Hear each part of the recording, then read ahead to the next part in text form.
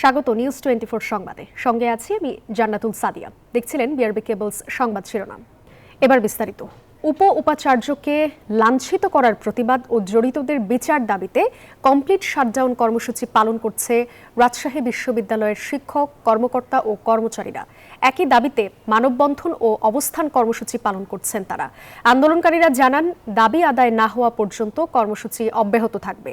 এর আগে পোষ্য কোটা পুনর্বহালের প্রতিবাদে বিক্ষোভ সমাবেশ করে শিক্ষার্থীরা। সেখানে উপাচার্য মাইন উদ্দিনের সাথে শিক্ষার্থীদের হাতাহাতির ঘটনা ঘটে।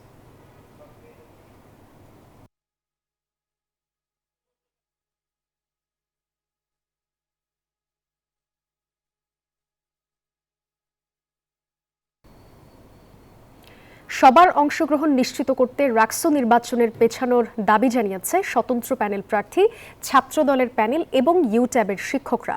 রাবির সমসাময়িক ইস্যু নিয়ে তারা এই সিদ্ধান্তের কথা জানান। বলেন, বিশ্ববিদ্যালয়ের অস্থিতিশীল পরিবেশ ও পূজার ছুটির কারণে বেশিরভাগ শিক্ষার্থী বাড়ি চলে যাচ্ছে। আবার শিক্ষক, কর্মকর্তা, কর্মচারী কমপ্লিট শাটডাউন কর্মসূচি পালন করছে। ফলে এখন নির্বাচনের সুষ্ঠু পরিবেশ আর নেই। নির্বাচন পেছানোর ব্যাপারে কমিশনকে আহ্বানও জানান তারা। এদিকে নির্বাচন কমিশন জানায়, পরিস্থিতি বিবেচনায় পুনরায় মিটিং করে সিদ্ধান্ত নেবেন তারা।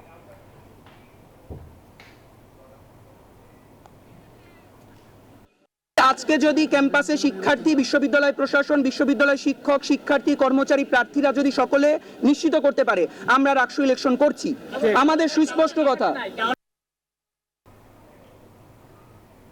রাজশাহী বিশ্ববিদ্যালয়ের সবশেষ পরিস্থিতি জানাতে আমাদের সঙ্গে যুক্ত হচ্ছেন আমাদের সহকর্মীরা। শুরুতেই যাব সহকর্মী মাসুদা লাবনীর কাছে। লাবনী, পূজার পর ছাত্রদল সহ বিভিন্ন প্যানেল ভোট চাইছে, এ নিয়ে নির্বাচন কমিশন কি বলছে?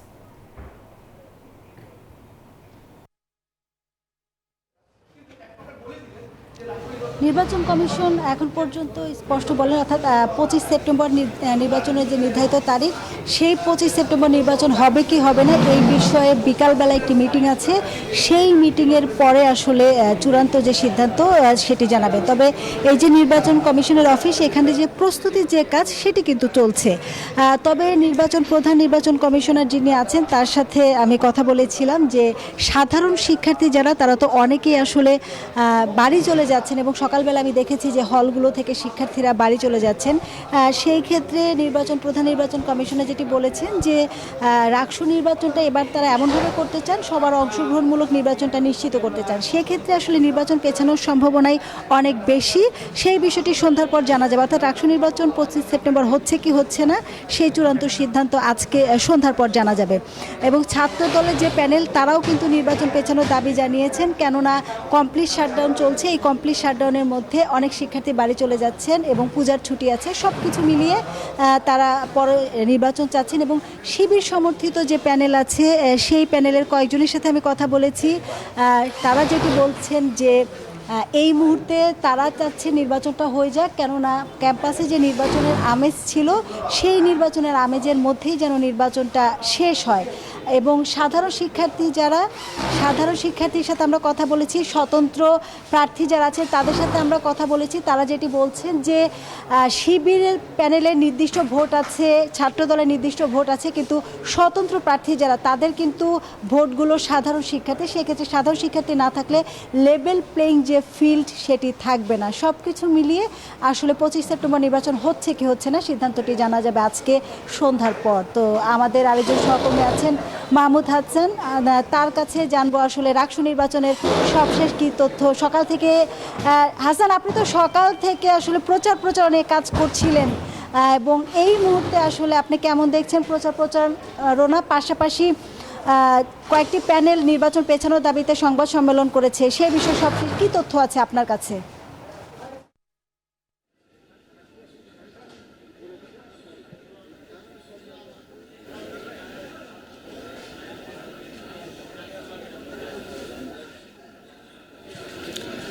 লাবণী, পরিবহন চত্বরে যেখানে শিক্ষার্থীদের আনাগোনায় আসলে একেবারে জমজমাট থাকতো, সেখানে কিন্তু আমরা সকাল থেকে এখানে আছি, ওই পরিমাণ কিন্তু কোনো রকম আসলে নির্বাচনী প্রচারণা কিন্তু আমাদের চোখে পড়েনি। তবে এখানে সাধারণ শিক্ষার্থীরা আছেন, প্রার্থীরাও আসছেন। সবার মধ্যে একটা শঙ্কা আসলে নির্বাচনের তারিখটা নিয়ে, যে আসলে নির্বাচনের তারিখটা মানে কথায় 25 সেপ্টেম্বর থাকছে কিনা এই নিয়ে একটা ধোঁয়াশা, এবং সেই ধোঁয়াশা কাটানোর জন্যই কিন্তু নির্বাচন কমিশনের সাথে কথা বলা হয়েছে। তারা কিন্তু একটা মিটিংয়ের কথা জানিয়েছেন, যে একটা মিটিংয়ের মাধ্যমে সেই সিদ্ধান্ত হয়তো জানানো হবে যে আদৌ নির্বাচন পেছানো হবে নাকি একই ডেটে আসলে নির্বাচন হবে। তবে কিছুক্ষণ আগে একটি সংবাদ সম্মেলন হয়েছে, সেখানে স্বতন্ত্র সহ আরও কয়েকটি প্যানেলের ভিপি প্রার্থী তারা কিন্তু সংবাদ সম্মেলন করেছেন, এবং তারা ভোটের তারিখ পেছানোর বিষয়ে নির্বাচন কমিশনের কাছে একটি স্মারকলিপি দিয়েছেন, এবং এই বিষয়ে তারা কিন্তু বলছেন যে আসলে নির্বাচনের সুষ্ঠু পরিবেশ এখন বর্তমানে বিরাজ করছে না, যার জন্য আমরা নির্বাচন পিছাতে চাই, এই বিষয়ে কিন্তু তারা বলেছেন। এখন বর্তমানে আমাদের কাছে উপস্থিত আছেন রাজশাহী বিশ্ববিদ্যালয় ছাত্র শিবির মনোনীত এজিএস প্রার্থী, তার সাথে জিএস প্রার্থী, তার সাথে আমরা একটু কথা বলতে চাই এই বিষয়টা নিয়ে। দেখেন, যারা আসলে শিক্ষার্থীদের কাছাকাছি যেতে ভয় পায়, যাদের সাথে শিক্ষার্থীদের যোগাযোগ নেই, তারা চাচ্ছে যে রাষ্ট্র নির্বাচনটা বানচাল করতে বা পেছাইতে। আমরা শুরু থেকেই দেখে আসছি, অনেকে 2 মাস পেছানোর কথা বলেছে, অনেকে 3 মাস পেছানোর কথা বলেছে। তো সব মিলিয়ে যারা আসলে রাষ্ট্র নির্বাচন বানচাল করতে চায়, তারাই চায় যে রাষ্ট্র নির্বাচনটা পেছাক। কারণ আপনি দেখতে পাবেন যে আমি মাত্র মতিহার হল থেকে আসলাম, আমাদের 3টা টিম হলগুলোতে অবস্থান করছে, ম্যাচগুলোতে 3-4টা টিম অবস্থান করছে। তো আমরা কিন্তু সেখানে শিক্ষার্থীদের দেখতে পাচ্ছি, এবং আশেপাশের জেলাগুলোতে যারা রয়েছে তাদের সাথেও আমাদের কথা হয়েছে। তারা নির্বাচনের দিন বা নির্বাচনের আগের দিন এসে ভোট দেওয়ার জন্য প্রতিশ্রুতিবদ্ধ। এছাড়াও আপনি জানেন যে রাষ্ট্র নির্বাচনের জন্য বিজ্ঞানের যে ডিপার্টমেন্টগুলো পরীক্ষা চলছিল, এই পরীক্ষাগুলো পেছানো হয়েছে। তো এখন আমি আবার যদি পূজার ছুটির পরে রাষ্ট্র নির্বাচনকে নিয়ে যাই, তো সেখানে একাডেমিক কার্যক্রমের ব্যাঘাত ঘটবে, এবং বিজ্ঞান অনুষদের যারা শিক্ষার্থী রয়েছেন বা সায়েন্স ফ্যাকাল্টির যারা শিক্ষার্থী রয়েছেন, তাদের এই নির্বাচনে অংশগ্রহণটা কমে যাবে। তো সেই জায়গা থেকে একাডেমিক কার্যক্রম যাতে ব্যাঘাত না ঘটে, এই জায়গা থেকে ইসলামী ছাত্র শিবির সমর্থিত যে প্যানেল ঐক্যবদ্ধ শিক্ষার্থী জোট, আমরা চাই যে রাষ্ট্র নির্বাচন 25 তারিখে অনুষ্ঠিত হোক। ইসলামী ছাত্র শিবিরের যে প্রার্থী রয়েছেন তিনি কিন্তু বলছেন যে আসলে 25 তারিখেই তারা নির্বাচন চান, এবং যথাসময়ে যথা নিয়মেই রাষ্ট্র নির্বাচন অনুষ্ঠিত হবে, এমনটাই তিনি জানিয়েছেন। তো এই ছিল আমার কাছে সর্বশেষ তথ্য। আমাদের আরেক সহকর্মী মুর্তজা আছেন, তিনি শিক্ষক কর্মকর্তা কর্মচারীদের অবস্থান কর্মসূচির বিষয়ে জানাবেন। মুর্তজা, আপনার কাছে এখন বর্তমান কি তথ্য আছে রাজশাহী বিশ্ববিদ্যালয়ের শাটডাউনের সর্বশেষ?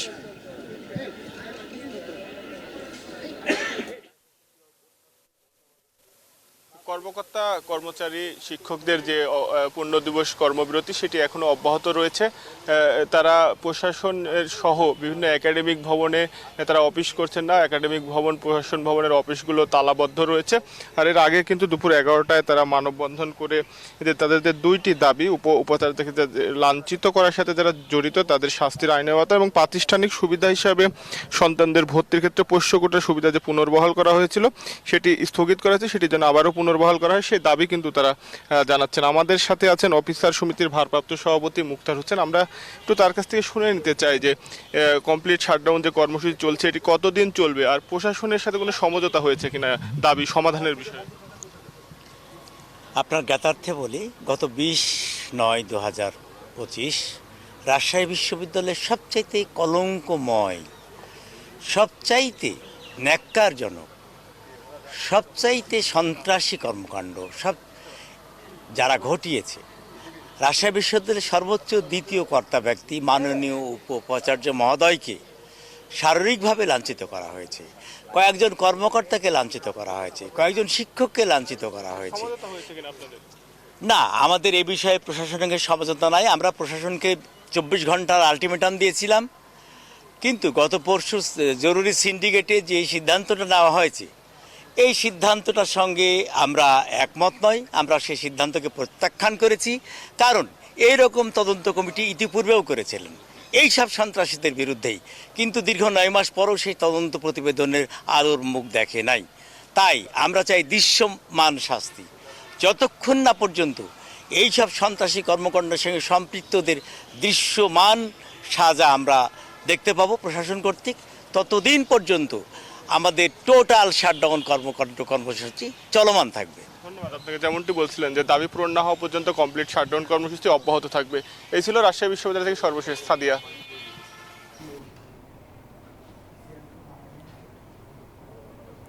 মুর্তজা, ধন্যবাদ আপনাকে। ঢাকা বিশ্ববিদ্যালয় কেন্দ্রীয় ছাত্র সংসদ নির্বাচনে ব্যাপক অনিয়ম ও কারচুপির অভিযোগ তুলেছে ছাত্রদল সমর্থিত প্যানেল। সকালে বিশ্ববিদ্যালয়ের মধুর ক্যান্টিনে আয়োজিত সংবাদ সম্মেলনে এই অভিযোগ করেন ভিপি প্রার্থী মোহাম্মদ আবিদুল ইসলাম খান। বিভিন্ন অনিয়মের বিষয়ে প্রশাসনকে বারবার অবহিত করা হলেও কোনো কার্যকর পদক্ষেপ নেওয়া হয়নি বলে অভিযোগ করেন তিনি। আবিদুল ইসলাম খান আরও বলেন, নির্বাচনের ব্যালট পেপার কোথায় ছাপা হয়েছে সে সম্পর্কে কোনো তথ্যই জানানো হয়নি। ভোট কেন্দ্রে তাদের পোলিং এজেন্টদের সঠিকভাবে দায়িত্ব পালন করতে দেয়া হয়নি। নির্বাচন শেষ হয়েছে, প্রায় 2 সপ্তাহ হতে চলল। আমরা আমাদের জায়গা থেকে যে অভিযোগগুলো এসেছে, যেগুলোর প্রমাণ আমরা পেয়েছি, সেগুলো সম্পর্কে ঢাকা বিশ্ববিদ্যালয় নির্বাচন কমিশন এবং ঢাকা বিশ্ববিদ্যালয় প্রশাসনের কাছে আমরা লিখিত আবেদন জানিয়েছি। লিখিত আবেদন জানানোর পরে আমরা দেখতে পাচ্ছি যে সেখানে কালক্ষেপণ হচ্ছে, আমাদেরকে অ্যাভয়েড করে চলার একটা চেষ্টা তারা করে যাচ্ছে। 111-এর মতো -2 লক্ষ্যে বিএনপির বিরুদ্ধে ভয়ঙ্কর অপপ্রচার চলছে এমন অভিযোগ করেছেন বিএনপির সিনিয়র যুগ্ম মহাসচিব রুহুল কবির রিজভী। দুপুরে নয়াপল্টনে দলের কেন্দ্রীয় কার্যালয়ে এক অনুষ্ঠানে এই অভিযোগ করেন তিনি। বলেন, সরকারের উপদেষ্টা থেকে শুরু করে বিভিন্ন রাজনৈতিক দলের নেতারা বিএনপির বিরুদ্ধে অপপ্রচার করছে। এর ফলে আওয়ামী লীগের দুর্নীতি ও অপশাসনের কথা আড়াল হয়ে যাচ্ছে। দুর্গাপূজাকে কেন্দ্র করে দেশি বিদেশি ষড়যন্ত্রের নাশকতার আশঙ্কা প্রকাশ করেন রিজভী। নেতাকর্মীদের অতন্ত্র প্রহরীর মতো প্রতিটি পূজা মণ্ডপে দায়িত্ব পালনের আহ্বান জানান তিনি। বলেছে নির্ঘুম প্রহরীর মতো আপনারা প্রত্যেকটি পূজা মণ্ডপে আপনারা অবস্থান করবেন এবং হিন্দু সম্প্রদায়ের মানুষ যারা পূজা মণ্ডপ কমিটিতে রয়েছে তাদের সাথে যোগাযোগ রাখবেন এবং আপনারা চোখ কান সব খোলা রাখবেন যাতে কোনোভাবেই হিন্দু সম্প্রদায়ের একটি বড় ধর্মীয় উৎসব শারদীয় দুর্গাপূজা, এই দুর্গাপূজায় যেন কোনো ধরনের অপ্রীতিকর কোনো ঘটনার সৃষ্টি না হয়। তারেক রহমানের হাত ধরে গণতন্ত্র প্রতিষ্ঠা করা হবে বলে মন্তব্য করেছেন বিএনপি চেয়ারপারসনের উপদেষ্টা জয়নুল আবেদিন ফারুক। সকালে জাতীয় প্রেসক্লাবের সামনে প্রশাসনের ভেতরে থাকা আওয়ামী দোসরদের বহাল তবিয়তে রাখার বিরুদ্ধে প্রতিবাদ সমাবেশে এসব কথা বলেন তিনি। গেল 3 নির্বাচনে যারা অংশ নিয়েছিলেন সেই সব আওয়ামী প্রেতাত্মারা 2026 সালের নির্বাচনে যেন দায়িত্ব পালন করতে না পারে সেজন্য নির্বাচন কমিশনের প্রতি আহ্বান জানান জয়নুল আবেদিন। জাতীয় পত্রিকার ইন্টেরিয়াম গভর্নমেন্টকে বিষাক্ত করে তোলার জন্য আপনারা রাস্তায় নেমে যে আমাদেরকে বিভক্তি করার হীন চেষ্টা করছেন, আপনাদের উদ্দেশ্যে বলতে চাই, এটা কি গণতন্ত্রের পক্ষের লোক হলেন? এই বিষয়গুলোর জবাব আপনাদেরকে দিতে হবে যদি ফেব্রুয়ারির নির্বাচনে কোন রকম সংশয় শঙ্কা সৃষ্টি হয়। নির্বাচন নিয়ে কোনো সমস্যা হলে এর দায়িত্ব অন্তর্বর্তীকালীন সরকারকে নিতে হবে এমন মন্তব্য করেছেন বিএনপির vice chairman doctor Asaduzzaman Ripon. বাংলাদেশকে আওয়ামী লীগের নীল নকশায় ঠেলে দেওয়া যাবে না। সকালে জাতীয় প্রেসক্লাবের সামনে এক প্রতিবাদ সমাবেশে এসব কথা বলেন তিনি। আওয়ামী লীগ মনে করছে যদি নির্বাচন কোনোভাবে ঠেকিয়ে দেওয়া যায়, যদি কোনোভাবে বিলম্বিত করা যায়, তাহলে প্রফেসর মোহাম্মদ ইউনূস রাগে দুঃখে তিনি হয়তো ক্ষমতা ছেড়ে যাবেন, তারপর হয়তো ভারতের প্রেসক্রিপশনে এখানে অন্য কোনো সরকার ক্ষমতায় বসবে এবং তারা এক সময় বলবে সবাইকে নিয়ে আসেন একটা ইলেকশন করে। এই সবাই কারা জানেন? এই সবাই হচ্ছে একটু আওয়ামী লীগও নিয়ে আসেন, ওটা কিন্তু বাংলাদেশে হবে না। জাতিসংঘের 80তম সাধারণ পরিষদের অধিবেশনে যোগ দিতে নিউ ইয়র্কের উদ্দেশ্যে ঢাকা ছেড়েছেন প্রধান উপদেষ্টা ডক্টর মোহাম্মদ ইউনূস। হযরত শাহজালাল আন্তর্জাতিক বিমানবন্দর থেকে এমিরেটসের একটি ফ্লাইটে রাত 1:40 ঢাকা ছাড়েন তিনি।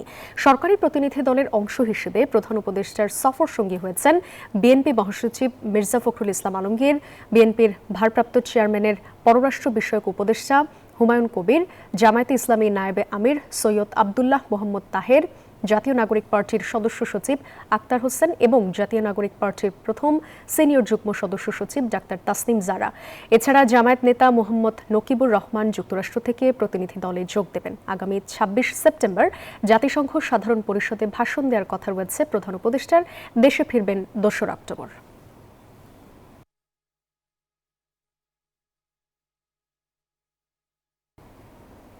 জুলাই অভ্যুত্থানে সংঘটিত মানবতা বিরোধী অপরাধের মামলায় ক্ষমতাচ্যুত প্রধানমন্ত্রী শেখ হাসিনা সহ ৩ আসামির বিরুদ্ধে বিচার কাজ চলছে।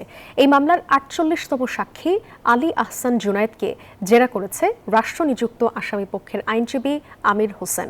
জেরায় এই সাক্ষী দাবি করেন, জুলাই গণঅভ্যুত্থানে কোনো মেটিকুলাস ডিজাইন ছিল না, এটি স্বতঃস্ফূর্ত ন্যায্য দাবির আন্দোলন, যাকে নিষ্ঠুরভাবে দমন করতে চেয়েছিল সরকার। ট্রাইব্যুনাল 1-এ সাক্ষ্য দিচ্ছেন শহীদ সৈকতের বোন সাবরিনা আফরোজ সেবন্তী। এদিকে জুলাই আন্দোলনের প্রথম শহীদ আবু সাইদ হত্যা মামলায় আজ ৭ম দিনের মতো সাক্ষ্য গ্রহণ চলছে।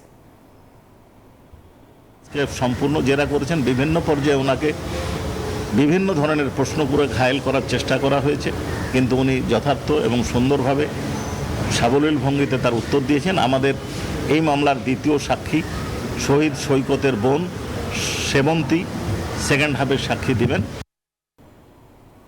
শারদীয় দুর্গোৎসবে নিরাপত্তা নিয়ে কোনো শঙ্কা নেই বলে মন্তব্য করেছেন স্বরাষ্ট্র উপদেষ্টা মোহাম্মদ জাহাঙ্গীর আলম চৌধুরী। সকালে নারায়ণগঞ্জ শহরের রামকৃষ্ণ মিশন আশ্রম পরিদর্শন শেষে এসব কথা বলেন তিনি। বলেন, এবার উৎসবমুখর পরিবেশ ও ধর্মীয় গাম্ভীর্যের মধ্য দিয়ে দুর্গাপূজা অনুষ্ঠিত হবে। সব ধর্মের লোকজন মিলে যাতে উৎসব করতে পারে সেই ব্যবস্থা করা হয়েছে।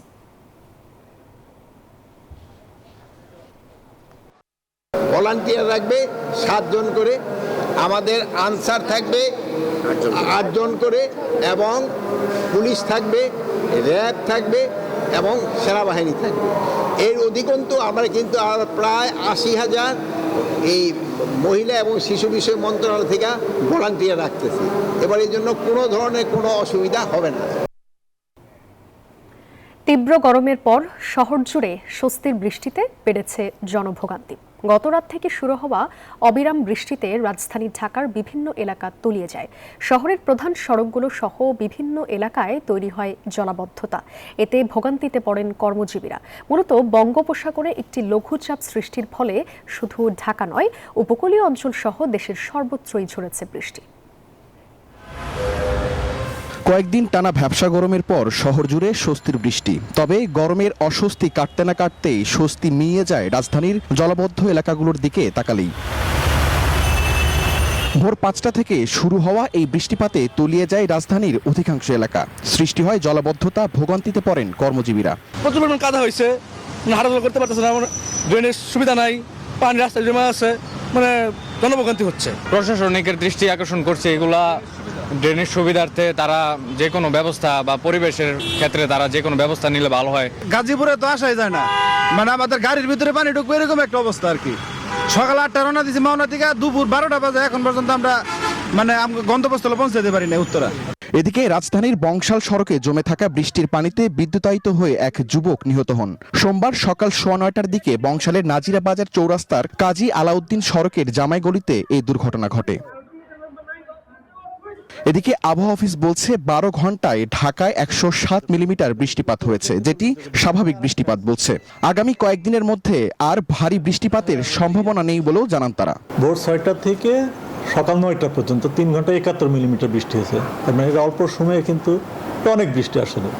তবে এই বৃষ্টিপাতটা কিন্তু কমে যাবে। ইতিমধ্যে কিন্তু বৃষ্টি কমে গেছে, ঢাকাতেও কমে গেছে এবং আগামীকালকে তো বৃষ্টি অনেকটা কমে আসবে। পশ্চিমবঙ্গ অথবা বাংলাদেশের দিকে আসে, সেক্ষেত্রে বৃষ্টিপাতের কিন্তু উল্লেখযোগ্য কিন্তু পরিবর্তন হবে। বৃষ্টি হলেই রাজধানীর এমন বেহাল দশা থেকে মুক্তি চায় নগরবাসী। সিটি কর্পোরেশনের দৃশ্যমান পদক্ষেপ দেখতে চান তারা। শাহরিয়ার কবির, নিউজ 24, ঢাকা। নিউজ 24 সংবাদে নিচ্ছে একটা বিরতি, সাথেই থাকুন। স্বাগত আরেকবার নিউজ 24 সংবাদে। রাজধানী ঢাকায় ভারী বৃষ্টিতে বিভিন্ন স্থানে পানি জমে সৃষ্টি হয়েছে জলাবদ্ধতা। এ বিষয়ে বিস্তারিত জানাতে নিউ মার্কেট থেকে আমাদের সঙ্গে যুক্ত হচ্ছেন সহকর্মী মোহাইমিনুল খান। মোহাইমিনুল, এখনো কি জলজট আছে এই এলাকায়? জনদুর্ভোগের কি চিত্র দেখতে পাচ্ছেন জানাবেন।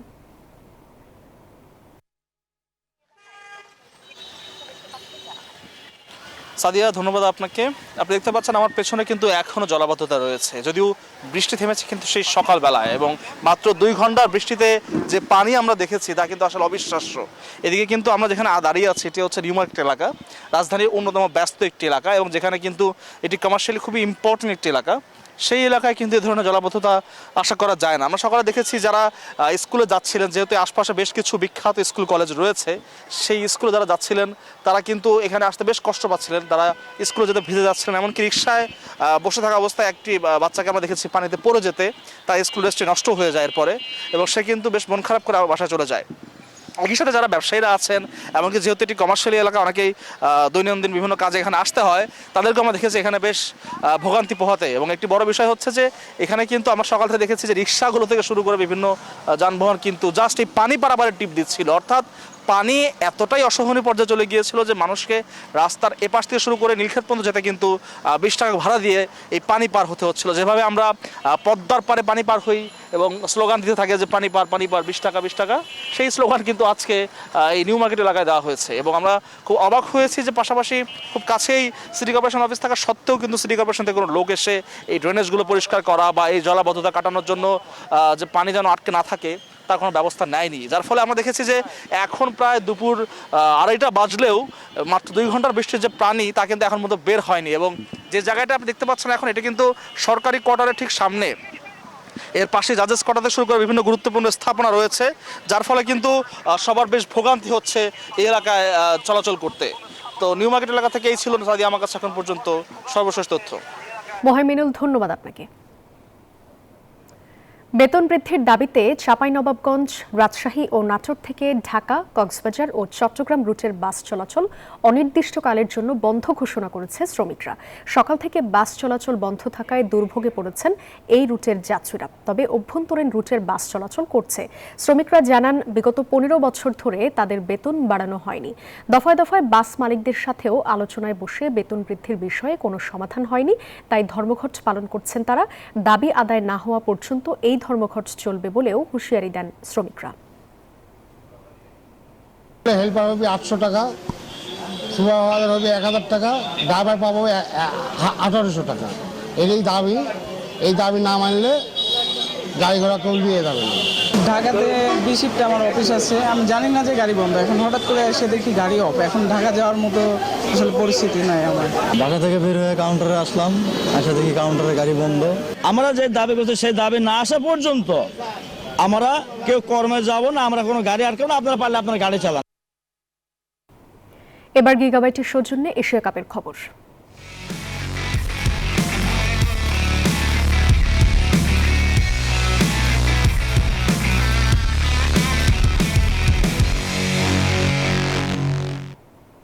এশিয়া কাপের সুপার 4-এ শ্রীলঙ্কার বিপক্ষে প্রথম ম্যাচ জয়ের পর বিশ্রাম কাটিয়ে আজ অনুশীলনে ফিরছে বাংলাদেশ ক্রিকেট দল।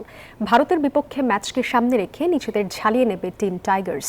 এর আগে হংকংকে হারিয়ে এশিয়া কাপে দুর্দান্ত শুরু পায় বাংলাদেশ। তবে দ্বিতীয় ম্যাচে শ্রীলঙ্কার বিপক্ষে হোঁচট খেলেও শেষ ম্যাচে আফগানিস্তানকে উড়িয়ে সুপার 4 নিশ্চিত করে লিটন দাসের দল। এবার সুপার 4-এ শ্রীলঙ্কার পর টাইগারদের সামনে উঠতে থাকা ভারত। 24 সেপ্টেম্বর দুবাইয়ে টিম ইন্ডিয়ার বিপক্ষে মাঠে নামবে টাইগাররা।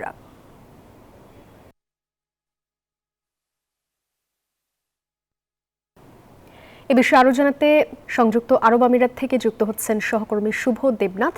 শুভ, ভারতের বিপক্ষে ম্যাচকে সামনে রেখে কখন শুরু হবে টাইগারদের অনুশীলন, আর এই যে গুরুত্বপূর্ণ এই ম্যাচকে সামনে রেখে কেমন হতে পারে টাইগারদের পরিকল্পনা?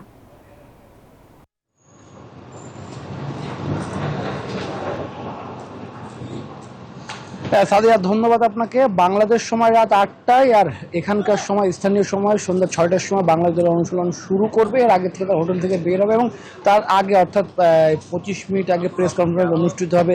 ভারতের বিপক্ষে ম্যাচ ঘিরে সংবাদ সম্মেলনে উপস্থিত হবেন বাংলাদেশের একজন প্রতিনিধি। হবে টাইগারদের পরিকল্পনা এখন ভারতের টপ অর্ডারদের গুড়িয়ে দেওয়া, কারণ আমরা জানি অভিষেক যে ছন্দে রয়েছে তিনি কিন্তু যে কোনো সময় যে কোনো মুহূর্তে ম্যাচের মোমেন্টাম ঘুরিয়ে দিতে পারে। তার সঙ্গে কিন্তু শুভমান গিল, আমরা জানি কিন্তু পরিচিত নাম, তিনি ভারত দলের টেস্টে ক্যাপ্টেন্সি করেন, ওয়ানডেতে ক্যাপ্টেন্সি করেন এবং শুভমান গিলও কিন্তু ওপেনিংটা শুরু করতে পারলে প্রতিপক্ষের জন্য কঠিন। ভারতের সবচেয়ে শক্তিশালী জায়গাটা 1 থেকে 8 নম্বর পর্যন্ত সকলে কিন্তু পাওয়ার হিটিং করতে পারে, কারণ তারা আইপিএল খেলে।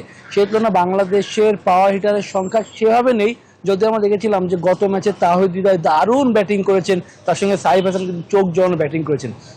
সেসব মিলিয়ে বাংলাদেশের স্বপ্নটা বড় হচ্ছে এখন ক্রিকেটারদের মধ্যেও কিন্তু একটু আশা তৈরি হয়েছে, বাংলাদেশ ফাইনাল খেলবে, ফাইনাল খেলে শিরোপা জিতে তারা বাড়ি যাবে। আমরা একজন খেলোয়াড়ের সঙ্গে গতকাল কথা বলছিলাম, তিনি বলছিলেন যে আমাদের এবার চোখ শিরোপা জিতে আমরা দেশে ফিরতে চাই এবং এর আগে কোনো ধরনের উচ্ছ্বাস উন্মাদনা আমরা আপাতত করতে চাই না, কারণ আমরা শিরোপা জয়ের চিন্তা করে এসেছিলাম এবং সেই টার্গেটটা আমাদের কাছে গুরুত্বপূর্ণ বিষয়। এবং সবকিছু মিলে বাংলাদেশ দল আজকে ফ্লাড লাইটের নিচে দুবাই অনুশীলন করবে, টাইগারদের একাদশটা বলে রাখতে চাই, যদিও আজকে প্রথম দিনের মতো অনুশীলন করবে সুপার ওভারের প্রথম ম্যাচের পর। তারপর একাদশ কেমন হতে পারে, একাদশে কে ফিরতে পারেন।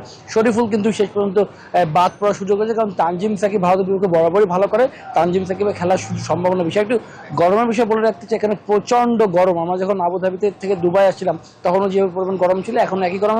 এই গরমের সঙ্গে বাংলাদেশ অভ্যস্ত হয়েছে, সেটা একটি স্বস্তি। সাদিয়া, এই ছিল আমার কাছে এখন পর্যন্ত দুবাই থেকে সর্বশেষ। শুভ, ধন্যবাদ আপনাকে।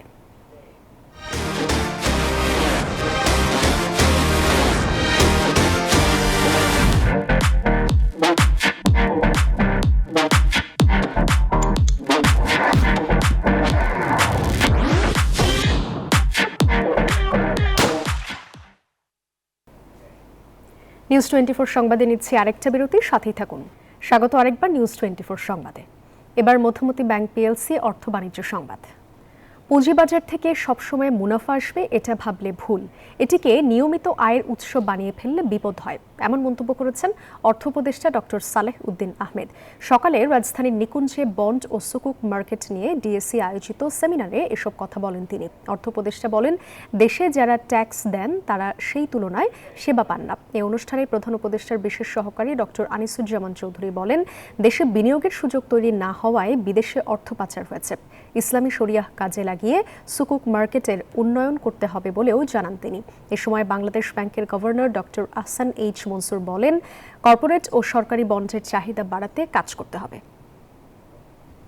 We have to move from loan-based infrastructure to securitize and with the partnership of the private sector, government can only be there to facilitate. Corporate bond এবং গভর্নমেন্ট বন্ডের চাহিদা কিভাবে বাড়ানো যায় সেই দিকে আমরা পলিসিগত স্পেসিফিক রিকমেন্ডেশন করব।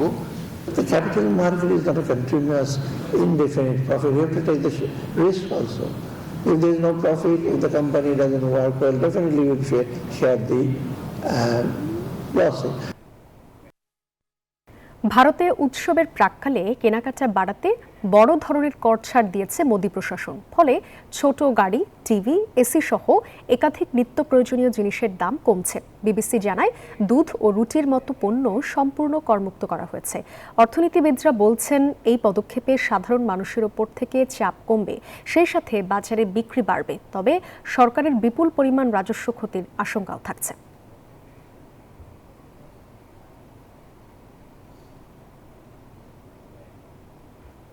নিউজ 24 সংবাদে নিচ্ছে আরেকটা বিরতি, সাথেই থাকুন। স্বাগত আরেকবার নিউজ 24 সংবাদে। এবার জানাবো খেলার সংবাদ। নারী ওয়ানডে বিশ্বকাপ খেলতে আজ দেশ ছাড়বে বাংলাদেশ নারী ক্রিকেট দল। এর আগে দুপুরে মিরপুরে আনুষ্ঠানিক ফটো সেশন শেষে সংবাদ সম্মেলনে কথা বলেন টাইগ্রেস অধিনায়ক নিগার সুলতানা। জানান, আসন্ন বিশ্বকাপে নিজেদের সেরাটা দিতে মুখিয়ে আছে দলের সবাই। বিশ্বকাপে ভালো করা ছাড়া অন্য কিছু ভাবছে না বাংলাদেশ, এমনটাই জানান head coach Sarwar Imran. International series definitely needed, but ideal হয়নি হয়তো বা, বাট স্টিল বাংলাদেশে যত ধরনের ফ্যাসিলিটিস আছে, আমি যেটা মনে করি সব ধরনের ফ্যাসিলিটিস আমরা 100 বলবো শতভাগ দিয়ে আমরা চেষ্টা করছি সেগুলো নেওয়ার জন্য। এবং সোফার যতগুলো আমরা ক্যাম্প করেছি কিন্তু আমরা সব ধরনের ফ্যাসিলিটি পাইছি।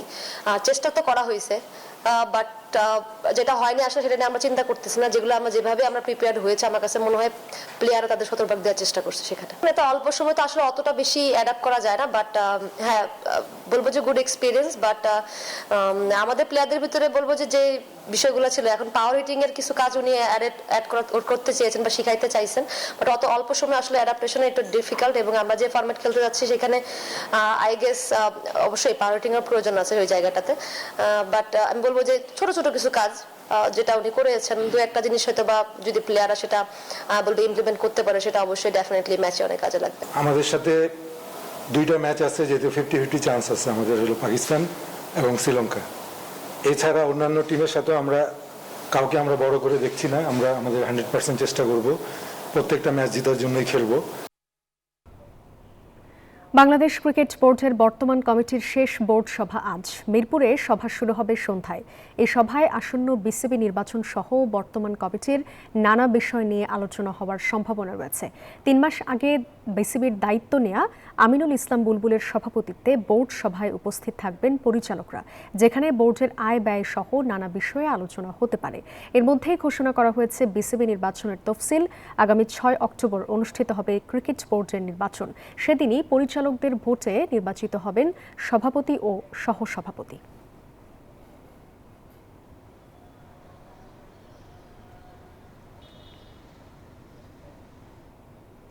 বিসিবি নির্বাচনে জেলা ও বিভাগের অ্যাডহক কমিটি থেকে কাউন্সিলর চেয়ে সভাপতি আমিনুল ইসলাম বুলবুলের দেয়া চিঠি অবৈধ ঘোষণা চেয়ে হাইকোর্টের রিট দায়ের করেছে একটি পক্ষ। টাঙ্গাইল, লক্ষ্মীপুর সহ 4টি জেলার 4 সংক্ষুব্ধ ব্যক্তি বাদী হয়ে হাইকোর্টের সংশ্লিষ্ট শাখায় এই রিটটি দায়ের করেছেন। আগামী 6 অক্টোবর বিসিবি নির্বাচনের দিন ঘোষণা করেছে নির্বাচন কমিশন। তার আগে জেলা ও বিভাগীয় ক্রীড়া সংস্থা থেকে কাউন্সিলর মনোনীত হয়ে নির্ধারিত সময়ের মধ্যেই বাংলাদেশ ক্রিকেট বোর্ডে ফর্ম জমা দিয়েছিলেন সাবেক খেলোয়াড় ও ক্রীড়া সংগঠকরা। তবে অ্যাডহক কমিটি থেকে যেসব জেলা ক্রীড়া সংস্থা কাউন্সিলরের জন্য মনোনয়ন দেয়নি, তাদের আবেদন বাতিল করেছেন আমিনুল ইসলাম বুলবুল। এই ছিল নিউজ 24 সংবাদে। এতক্ষণ সাথে থাকার জন্য ধন্যবাদ সবাইকে।